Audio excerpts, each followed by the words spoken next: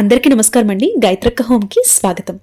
మనకి 2025 సంవత్సరంలో ముక్కోటి ఏకాదశి అంటే వైకుంఠ ఏకాదశి ఎప్పుడు వచ్చింది, అలాగే ఏకాదశి తిథి ఏంటి, ఉపవాసం ఎలా ఉండాలి, ఉపవాస విరమణ సమయం ఏమిటి, జాగరణ ఎప్పుడు చేసుకోవాలి, ఉపవాసం ఏ రోజు ఉండాలి, అలాగే ఉత్తర ద్వార సమయాలు ఏమిటి, పూజా సమయాలు ఏమిటి అంతా కూడా ఈరోజు వీడియోలో డీటెయిల్గా చెప్పబోతున్నాను. వీడియోని ఎక్కడ కూడా స్కిప్ చేయకుండా చూడండి, అలా అయితేనే మీకు డీటెయిల్గా అర్థమవుతుంది. మన ఛానల్ని ఫస్ట్ టైం చూస్తున్నట్లయితే వెంటనే సబ్స్క్రైబ్ చేసుకుని పక్కనే ఉన్న బెల్ బటన్ని యాక్టివేట్ చేసుకోండి.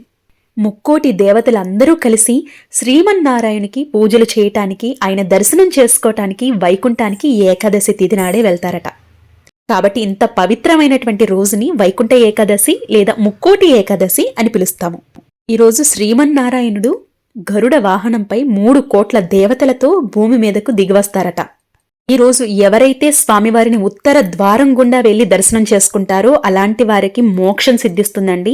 సకల పాపాలు తొలగిపోతాయి. అలాగే మన జీవితంలో ఎదురయ్యే కష్టాలన్నిటి నుండి కూడా విముక్తులవుతామన్నమాట. అలాగే మానవ జన్మకి సార్థకత అనేది లభిస్తుంది. ఈ వైకుంఠ ఏకాదశి ఎంతో పవిత్రమైనటువంటి రోజండి. సంవత్సరంలో వచ్చి 24 ఏకాదశులు చేసినా చెయ్యకపోయినా ఈ వైకుంఠ ఏకాదశి లేదా ముక్కోటి ఏకాదశి రోజున స్వామివారికి భక్తి శ్రద్ధలతో పూజ చేస్తే ఈ 24 ఏకాదశుల చేసినటువంటి పుణ్య ఫలితం అనేది మనం పొందొచ్చు. ఇంత పవిత్రమైనటువంటి ముక్కోటి ఏకాదశి మనకి ఎప్పుడు వచ్చింది అనేది ఇప్పుడు చూద్దామండి. ముక్కోటి ఏకాదశి లేదా వైకుంఠ ఏకాదశి మనకి 2025 సంవత్సరం జనవరి 9 గురువారం ఉదయం 11:55 నుండి 2025 జనవరి 10 శుక్రవారం ఉదయం 9:45 వరకు ఉంది.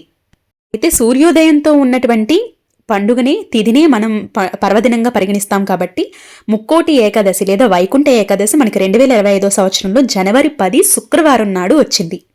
స్వామివారిని దర్శించుకునే ఉత్తర ద్వార దర్శనం ఈ రోజే. తెల్లవారుజామునే స్వామివారిని ఉత్తర ద్వారం గుండా వెళ్లి భక్తులందరూ కూడా దర్శించుకుంటూ ఉంటారు. అయితే 2025 సంవత్సరం శుక్రవారం జనవరి 10 తెల్లవారుజామున 3 గంటల నుండి ఉదయం 9:45 వరకు స్వామివారిని దర్శించుకోవచ్చు. మనకి ఏకాదశి తిథి జనవరి 10 ఉదయం 9:45 లోపే ఉంటుంది. కాబట్టి ఈ లోపే మీరు పూజ చేసుకోవటం కానీ లేదంటే స్వామివారిని దర్శించుకోవటం కానీ ఈ రోజే చేసుకోవాల్సి ఉంటుంది. అయితే ముక్కోటి ఏకాదశి రోజున ఇంట్లో పూజ అనేది చేసుకుంటాం కదండి. అయితే ఈ పూజ శుభ సమయం చెప్తున్నాను. 2025 సంవత్సరంలో జనవరి 10 శుక్రవారం తెల్లవారుజామున 4:06 నుండి ఉదయం 8:24 వరకు పూజా సమయం శుభ సమయం అనేది ఉందన్నమాట. ఒకవేళ ఈ సమయం కుదరలేదు అనుకుంటే ఉదయం 9:13 నుండి 9:45 వరకు కూడా మీరు పూజ అనేది చేసుకోవచ్చు. అయితే ముక్కోటి ఏకాదశి అనేది ఉపవాసం ఎలా చేయాలి, ఏ సమయంలో చేయాలనే విషయానికి వచ్చినట్లయితే 2025 జనవరి 10 శుక్రవారం రోజంతా కూడా ఉపవాసం అనేది ఉండవలసి ఉంటుంది. అయితే ఉపవాసం ఎప్పుడు ముగించాలి అంటే ద్వాదశి గడియలు వెళ్లకుండానే ఈ ఉపవాస దీక్ష అనేది ముగించాల్సి ఉంటుంది. అయితే ద్వాదశి గడియలు మనకి జనవరి 10 ఉదయం 9:46 నుండి జనవరి 11 ఉదయం 7:52 వరకు ఉందండి. అయితే ఉపవాస విరమణ సమయం వచ్చి 2025 సంవత్సరం జనవరి 11 శనివారం ఉదయం 7:52 మీరు ఉపవాసాన్ని విరమించవచ్చు. ఇలా విరమించినట్లయితేనే ఉపవాసం చేసినటువంటి పుణ్య ఫలితం అనేది మీకు దక్కుతుంది. అయితే ఉపవాసం ఎలా విరమించాలి అనేది నేను నెక్స్ట్ వీడియోలో మీతో షేర్ చేస్తాను.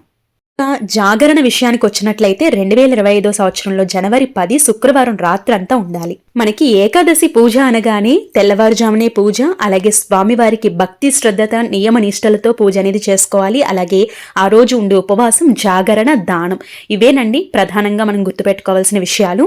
తిరుమలలో కూడా వైకుంఠ ద్వార దర్శనం అనేది ఈ రోజు నుంచి ప్రారంభిస్తారు.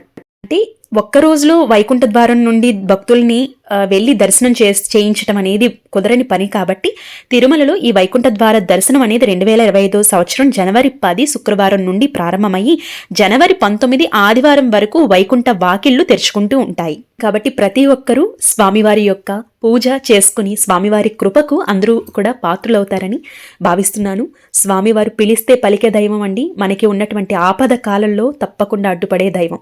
కాబట్టి ప్రతి ఒక్కరూ కూడా స్వామివారి పూజని చేసుకుంటారని భావిస్తున్నాను. ఈ పూజా విధానం పాటించవలసినటువంటి నియమాలు, అలాగే ఉపవాసం ఎలా ముగించాలి, మిగిలిన డౌట్స్ అన్నిటి గురించి కూడా నెక్స్ట్ వీడియోలో మీతో షేర్ చేస్తాను. థ్యాంక్ యూ ఫర్ వాచింగ్ అండి. రేపటి ఒక మంచి వీడియోతో మళ్ళీ మీ ముందుకు వస్తాను. అప్పటి వరకు నమస్తే, మీ గాయత్రక్క.